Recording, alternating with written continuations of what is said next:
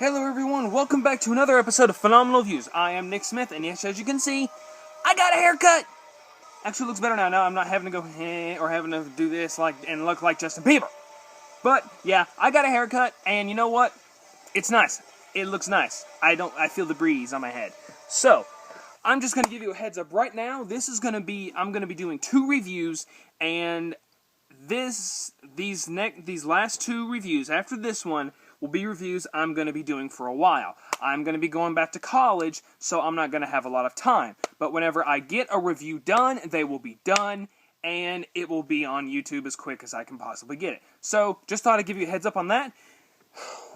Nonetheless, let's get into what I'm going to be talking about today. First of all, I'm just going to bring up a certain director. Michael Bay. You can't do horror worth crap.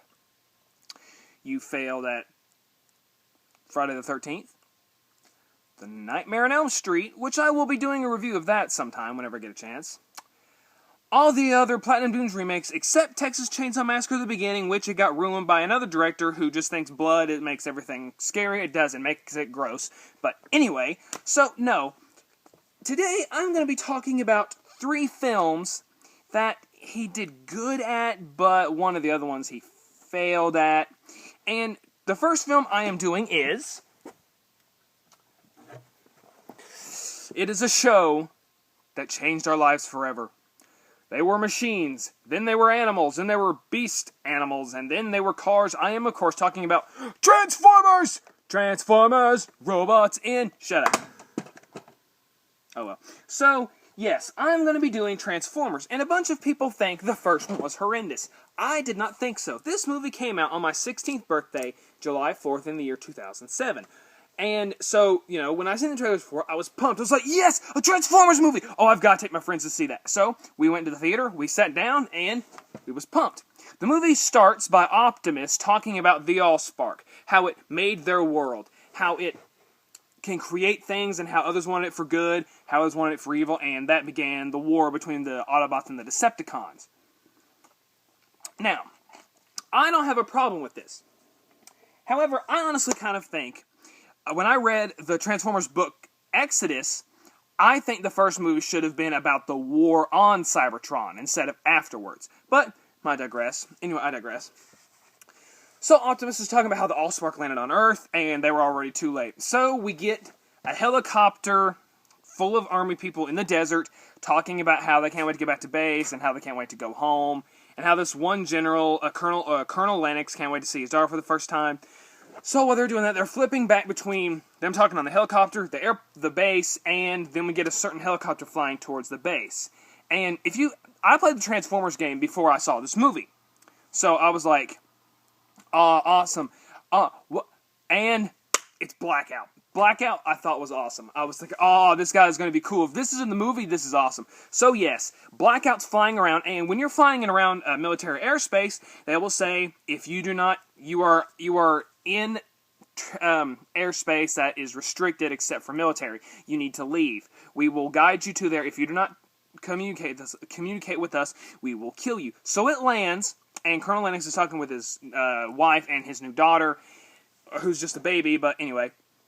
All of a sudden, transmission starts fading out and stuff, and it's coming from the chopper, of course. So then, all of a sudden, Blackout's helicopter blades stop, folds up, and all of a sudden, boom, it transforms and takes out all of them! And it's like blasting them away and destroying all the helicopters and killing so many innocent people. I was like, holy crap, this is awesome! But it's killing military, so I kind of felt sad, but it was still Transformers! It was a Decepticon! A Decepticon on the big screen! Oh my gosh, I was like, Blackout! That's a Decepticon! That's a Decepticon!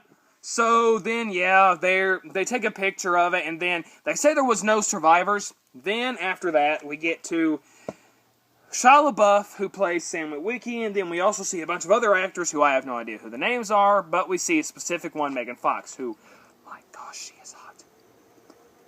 But she's one of my least known favorite actresses right now because she's playing April O'Neil in Teenage Mutant Ninja Turtles. You are not April O'Neil! Okay, I'm not gonna go into that. So he's talking about how his grandfather made some kind of discovery and how he was in Arctic Circle, and how after that, he goes up to his teacher and he's like, what's my grade? I'm thinking a solid B-. A B-. Really, a B minus. After all that, and he's like, you were hawking your grandfather's crap, and he's like, can you please take a look at the window? My dad made a promise to me, son, I'm going to buy you a car. Give me $2,000, 3 A's, I got 3 A's, I got 2 A's. Here's what your beat is. Oh, pff, Jim kaput. And he does one of the... I am a Christian, okay? I am a Christian. I love Jesus. He is my savior. And he pulls something that... It's very genius, but yet I don't know if it's insulting or not. He's like, sir, just think. What would Jesus do? Personally, I don't know. But that's a good line. What would Jesus do? That is a good line. That is very Christian-like. Anyway, so the teacher gives him an A minus. Like, screw it, what the heck. So then they go to the car place, and he's like, no, Dad, really? You're gonna... Yeah. You're not getting a Porsche. You know what? I don't want to talk to you. So like, then they go there, and then we get Bernie Mac, who's playing some kind of car dealer person. And then we see the crappy Camaro, otherwise known as Bumblebee. And he drives into the carport, and like how he's trying to make sure Sam buys him. So he makes the car alarm go off and blows up all the windows and stuff. So then, they talk about how, like, the Transformer, how Blackout took a lot of their information, and how it's trying to find a specific thing, and they think it's some kind of virus crap or whatever, so the Secretary of Defense is saying, I'm going to split you all into teams, and you go do your work, yada, yada, yada. So, and then, like, we get, this mini Decepticon, I forget what his name is, but he's on Air Force One, and he's trying to find out where locations of the Allspark are at, and the map to the Allspark is on Sam's glasses, yes. The Transformers are basically looking for glasses. I know, that's cheesy, that's stupid, but you know what? To me, this is a Transformers movie. I'm just happy. So, yeah, they find the location, and he goes on a rampage. He kills a lot of the people. And this was one of the only few problems I had with this movie. How does he sneak around when there's a bunch of guards people? I mean, he's just like, don't see me. And he sneaks into a Mustang that's Barricade.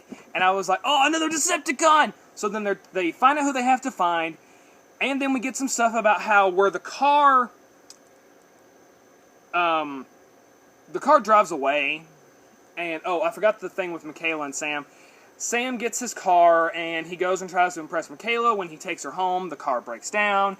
She helps fix it, and then the car works, he takes her home, and then we get the Transformers line.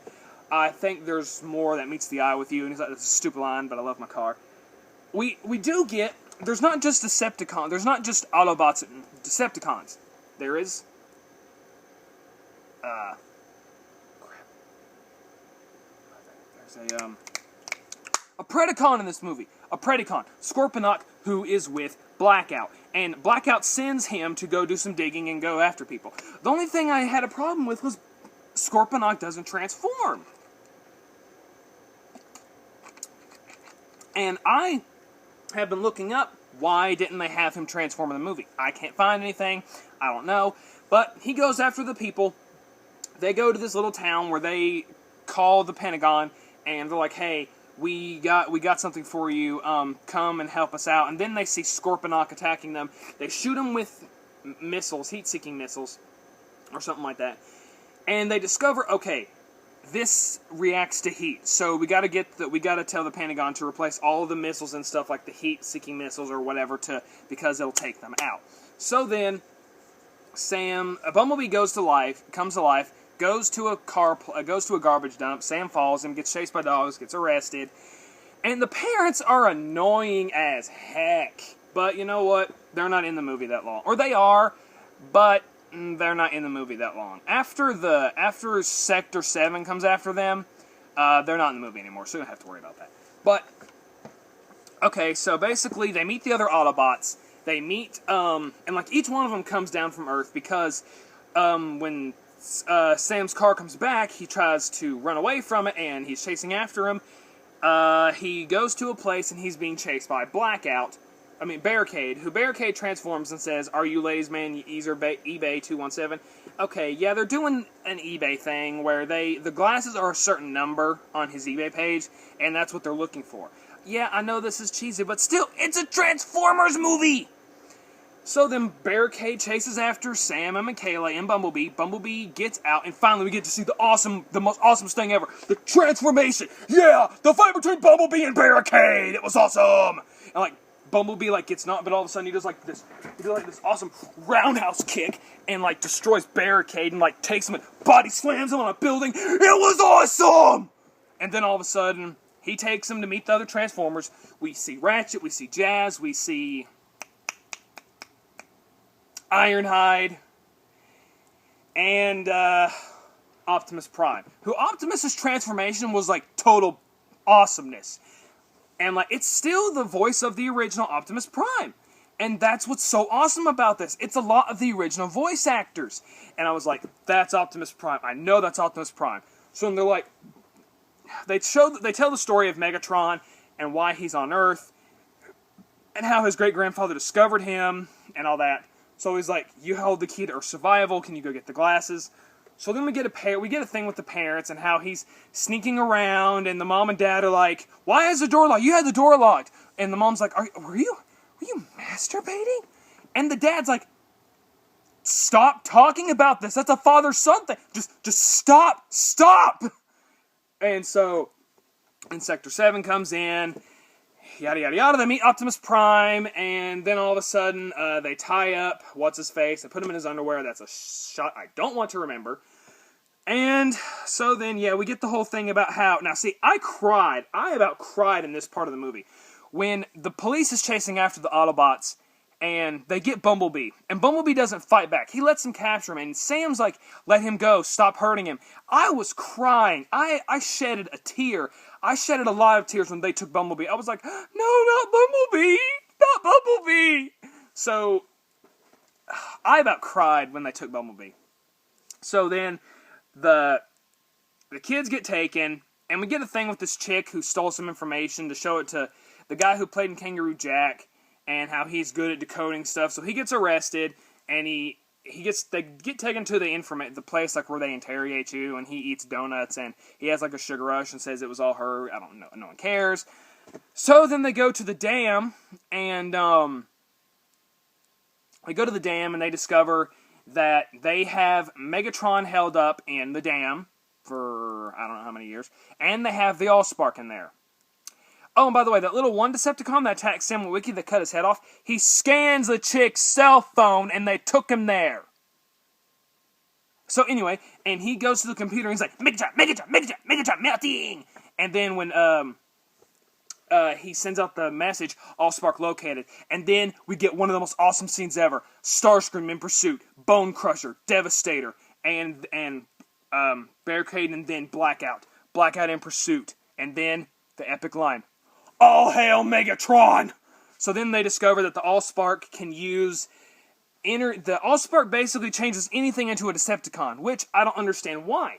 I asked one of my friends who's a major Transformer fanatic, and I asked him, okay, explain to me, why does the Allspark only transform into Decepticons? And he said, because Optimus had the Matrix, and Megatron had the Allspark. Okay, so that kind of makes sense. But they didn't anticipate what would happen if the Autobots took it, or what if someone good had it. Like when Sam's running away from it, it turns everything into a Decepticon. I never understood that.